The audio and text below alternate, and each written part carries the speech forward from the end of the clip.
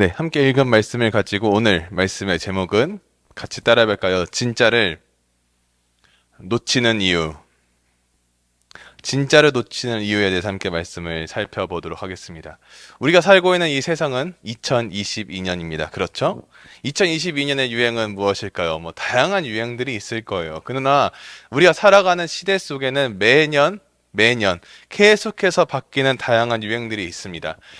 한 2000년 중반 막 이럴 때만 해도 패션의 암흑기라고 했던 시절이 있었어요. 그때를 보면은 타이어처럼 이렇게 되어 있는 노스페이스 패딩이 굉장히 그 당시에는 유행이 되어 있었습니다. 그러다 보니까 그 유행을 따라서 사람들이 이 노스페이스 700, 800 이런 시리즈였는데 그거를 대부분의 사람들이 학생들이 대부분 사서 그거를 입었던 적이 있었습니다. 그러면은 그거를 입으면 그 유행을 따라간다고 하는데 그 유행을 따라가면 우리에게 득이 되는 것은 과연 무엇이 있을까요? 많은 사람들이 유행을 많이 따라갑니다. 누가 연예인이 어떤 옷을 입었다? 그러면은 그 다음날 바로 매진이 되는 사태가 발생을 하게 됩니다. 그렇다는 것은 우리는 유행에 굉장히 민감하다는 것이죠. 누가 이런 걸 입어? 누가 이런 걸 신어? 누가 이런 가방을 들고 다녀? 그러다 보면서 등장한 것이 무엇이죠? 바로 짝퉁이요, 짝퉁. 우리 중에는 없기를 바라지만 등장한 용어가 있습니다. 청소년들을 대상으로 했던 나온 용어가 무엇이냐? 바로 등골 브레이커였습니다. 부모님의 왜 등골을 빼어 먹는다라는 해서 나온 의미인데 우리가 이 의미가 등장한 가장 큰 이유가 무엇일까요? 우리 수준과는 맞지 않은 옷을 찾고 우리의 뭔가 명품을 찾다 보니까 등장한 용어입니다. BTS에서 2014년에 나온 노래 중에 제목이 무엇이냐? 등골 브레이커예요. 잠깐 가사를 불러드리면 수십짜리 신발에 또 수백짜리 패딩, 수십짜리 시계에 또 의수대는 괜히 교육은 산으로 가고 학생도 산으로 가 21세기 계급은 반으로 딱 나눠져 있는 자와 없는 자, 쉬는 자와 없는 자, 입은 자와 벗는 자, 또 길을 써서 얻는 자 이게 뭔 일이니? 넌 유행해서 넌 밀리니? 이렇게 나오면서 후렴 가사가 뭐라 나와 있냐? 정확하게 짚고 있어요. 네가 바로 등골 브레이커, 부모님의 등골 브레이커 언젠가는 후회하게 될 걸 빌어먹을 등골 브레이커 후렴 가사가 분명히 말해주죠. 우리가 살아가는 이 시대 속에 이 세상 속에선 언젠가는 이런 등골 브레이커 역할을 했던 사람들은 결국은 후회하게 될 것이라는 거죠. 우리는 이러한 누군가에게 보여주는 겉모습에 굉장히 많이 치장을 중요시하고 있습니다. 물론 중요해요. 우리가 교회를 올 때 쓰레빠의 추리닝을 입고 온다는 것이 아니라 어느 정도 우리가 교회에 대한 인식이 생기고 생각이 되어진다면은 우리는 어떠한 옷을 입고 올 것이고 어떤 준비를 하고 올 것인가에 대한 생각들을 많이 하게 됩니다. 우리가 중요한 자리를 가게 되었을 때는 그 상황에 맞춰서 옷을 입는 것이 당연한 것이죠. 수학여행을 간다? 수학여행 갈 때 복장이 어떻게 할까요? 정장을 입고 갈까요? 그렇지 않다는 거예요. 교복을 처음에 입고 갈 수도 있겠지만 대부분 우리가 거기서는 또 새로운 옷들을 사요. 즐겁게. 그러면서 옷을 입고 가는 경우가 있다는 것이죠. 즉 우리에게 진짜 중요한 것은 어떠한 브랜드가 아니라 우리가 어떠한 최선을 다해서 준비하고 있냐 그것이 가장 중요하다는 것이죠. 오늘 본문에서는 사무엘이 다윗에게 기름을 붓는 장면이 나옵니다. 즉 하나님께서 또 사무엘에게 말씀하시는 장면이 나오는데 오늘 본문은 7절이 아닌 1절부터 13절까지 전체적인 내용을 함께 좀 살펴보면 좋습니다. 다윗에게 기름을 부었다는 것은요 하나님께 택함을 받은 자라는 사실입니다. 다윗은 어떠한 사람이었습니까? 권력을 잡으려고 작정한 사람이 아닌 정말 어떻게 보면 하찮은 일을 하고 있는 사람 중에 한 명이었어요. 하나님은 그러한 사람, 그런 자들을 사용하신다는 것이죠. 우리가 다윗은 너무나도 잘 알아요. 근데 이 다윗을 보면은 그 다음, 오늘 본문 그 다음에 나오는 장면이 무엇이냐? 우리가 너무나도 잘 아는 사실이죠. 교회를 다니지 않는 사람도 잘 아는 다윗과 골리앗의 전투가 나옵니다. 다윗은 물맷돌을 가지고 골리앗을 물리칩니다.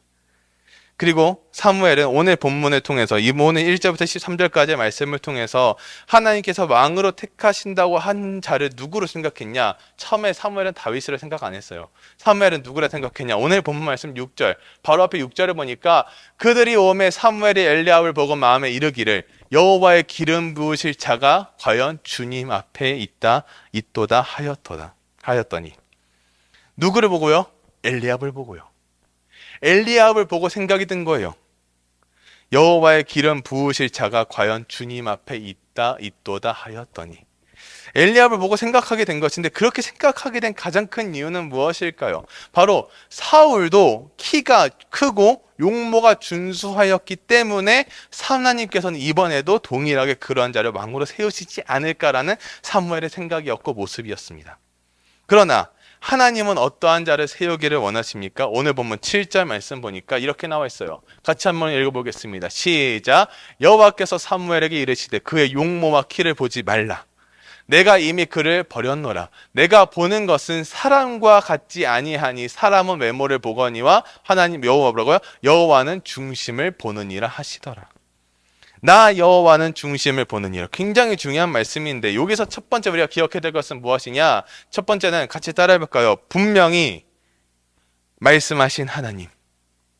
너무나도 당연한 말씀인 것처럼 보여요. 하나님께서는 분명히 말씀하셨어요. 뭐라고요? 그의 키와 용모를 절대 보지 말라고요. 즉 외적인 것에 너무나도 신경을 쓰지 말라는 것을 일침하고 있는 말씀인데, 용모를 뜻하는 히브리어는 마르에라고 쓰여지고 있습니다. 마르에는 보다라는 뜻의 라 동사에서 파송되어서 눈에 보이는 것이라는 의미를 담고 있는데, 키는 여기서 우리가 말하는 키는 깨부하읒 코마토라는 단어입니다. 코마토의 원형 코마흐는 그 자체가 이미 사람의 키를 나타내는데, 여기서는 높이를 뜻하는 깨보아흐에 첨부된 큰 키를 의미하고 있습니다. 그래서 하나님께서 강조되는 표현을 사용하셨을 때 사무엘은 누구를 떠올렸습니까? 사울을 떠올린 거예요. 큰 키와 용모, 아름다운 거죠. 그러다 보니까 당연히 사무엘은 사울을 떠올릴 수밖에 없습니다. 왜냐? 사울은 엘리압처럼 외모가 준수했을 뿐 아니라 신장도 모든 백성들보다 어깨 위는 더한 사람이었기 때문이죠. 우리가 쉽게 생각하면 키는 서장훈의, 얼굴은 강동원, 이렇게 생각하면 되지 않을까요? 이러한 외적인 것에 완벽했던 사울이지만 하나님께서 불순종함으로써 버림을 받았다는 사실은요, 사무엘도 잘 알고 있었습니다. 그러므로 사무엘은 자신의 판단 기준이 하나님께 합당한 것이 아니구나를 하나님의 말씀을 통해서 분명히 말씀하셨다는 사실입니다. 그럼 두 번째는 무엇일까요? 같이 한번 읽어볼까요? 따라해볼까요? 시작. 하나님의 시선, 사람의 시선. 두 번째는 하나님의 시선과 사람의 시선인데, 우리의 시선과 하나님의 시선은 분명한 차이가 있어요. 하나님은 무엇을 먼저 보시죠? 분명히 7절 말씀에서 언급했듯이 중심을 먼저 보신다는 사실입니다. 그러나 우리 대부분의 사람들은 누군가를 처음 볼 때 무엇을 먼저 보죠? 중심을 볼 수가 없으니까 외적인 것에 먼저 눈을 간다는 거예요. 그 외적인 것에 눈에 간다. 외모를 히브리어로 하면은 라에나임이라는 히브리어를 사용하고 있습니다. 즉 눈을 뜻하죠. 사람 눈, 코, 입 중에서 제일 아름다운 것을 꼽자면 딱 하나입니다. 눈입니다. 눈. 신체에서 가장 중요한 부분이자 아름다움을 상징을 하는데, 이 눈의 의미를 생각하면 제가 떠오를 수 있어요. 저는 이제 보시다시피 눈이 굉장히 작은 사람 중에 한 명입니다. 그러면 그러니까 오해를 많이 받아요. 고등학교 3학년 때 제가 이제 수험생이니까 공부를 많이 하죠. 그러다 보면은 공부를 많이 하다 보면은 이제 제가 뒤에서 두 번째에 앉았어요. 1년 내내 고정석이었는데 늘 선생님께서 이렇게 수업 중간에 저에게 찾아오십니다. 찾아오셔서는 저를 바라봅니다. 너는 왜 좋으니? 저는 졸지 않았습니다. 네가 말대답을 해? 그러면서 저를 막 혼내네요. 저는 졸질 않았어요. 열심히 수업을 쳐다봤어요. 근데 선생님은 오해를 하는 거예요. 왜요? 제가 눈이 작으니까. 그걸 보면서 많이 마음이 힘들었어요. 때로는 막 불러서 때리기도 하고 막 이래요. 그런 거 보면서 왜 나한테 왜 그러시지? 그랬는데 이 눈이 작아서 그런 거예요. 외모 콤플렉스죠, 콤플렉스. 설교 지금 들으시는 분들도 알겠지만 눈이 작아요. 그래서 막 쌍꺼풀을 하니 많이 이런 생각들도 많이 했었는데, 그것은 무엇을 생각할 수 있냐? 우리가 이 눈에 대한 아름다움에 별거 아닌 걸 수도 있지만 사람들은 이 겉모습을 보면서 판단하는 경우들이 너무 많다는 것이죠. 성경에서의 눈은 신체에서 가장 중요하며 아름다움을 표현하고 있습니다. 우리의 연약한 인간이라는 부분을 말하는 것은 무엇을 말하냐? 그 하나가 겉으로 드러나는 모습을 쉽게 판단하는 것 중에 하나이죠. 요한복음, 신약성경 요한복음 7장 24절을 현대인의 성경으로 보니까 겉모습만 판단하지 말고 뭐라고요? 올바른 표준으로 판단하라고 예수님께서는 이미 또 한 번 말씀하고 계십니다. 겉모습만 판단하지 말고 우리는 이런 겉모습만 보다가 우리는 어떻게 됩니까? 가장 중요한 순간에 진짜를 놓치게 돼요.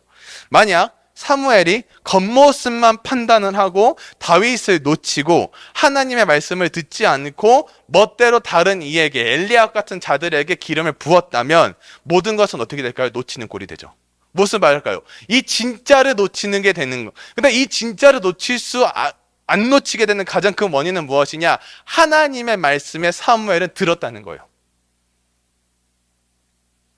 진짜 중요한 것은 무엇일까요? 하나님의 시선과 사람의 시선인데 다름을 알고 내가 먼저 그 진짜 하나님께 순종하는 것이 중요하다는 것이에요.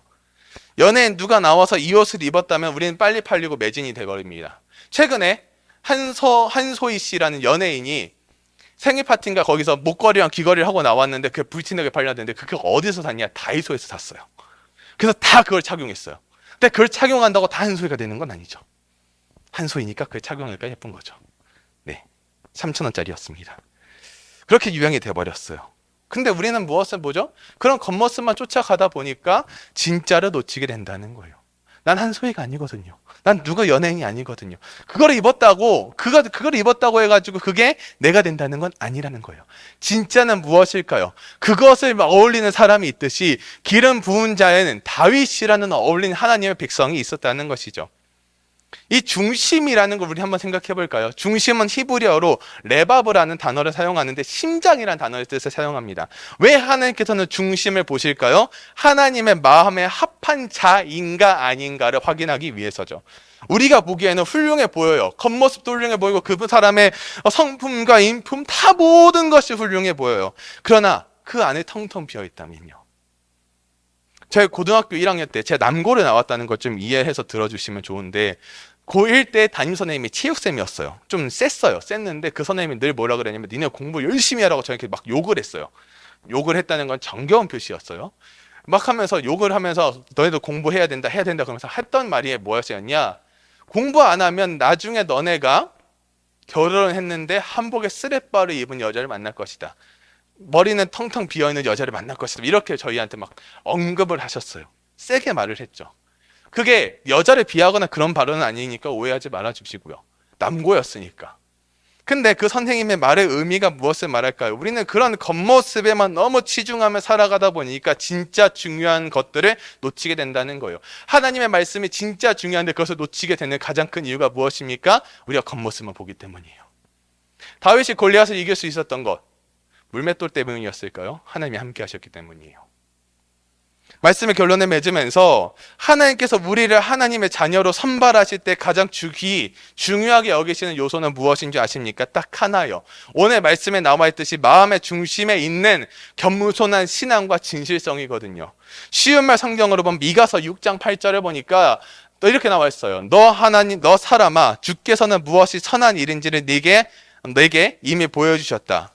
주께서 내게 참으로 요구하시는 것은 이것이니 곧 오로지 공의를 따라 살아가고 한결같은 사랑으로 자비를 베풀며 겸손한 마음으로 네 하나님과 친밀을 교제하며 살아가는 것이다.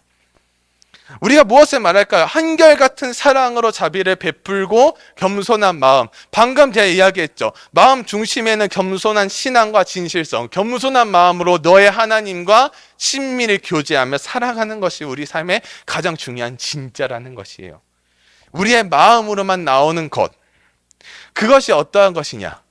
모두가 다 다를 수 있어요. 한결같은 사랑으로 자비를 베푸는 거 쉽지 않을 수 있어요. 겸손한 마음으로 살아가는 거 쉽지 않을 수 있어요. 하나님과 친밀히 교제하는 거 쉽지 않을 수 있어요. 그러나 그것이 하나님이 요구하시는 거예요. 중심이라는 한자를 보면은 중은 무엇입니까? 가운데 중에 심은 마음심이에요. 우리 안에 진짜 중요한 내면에 가장 드러나는 것이 무엇이냐는 것이죠.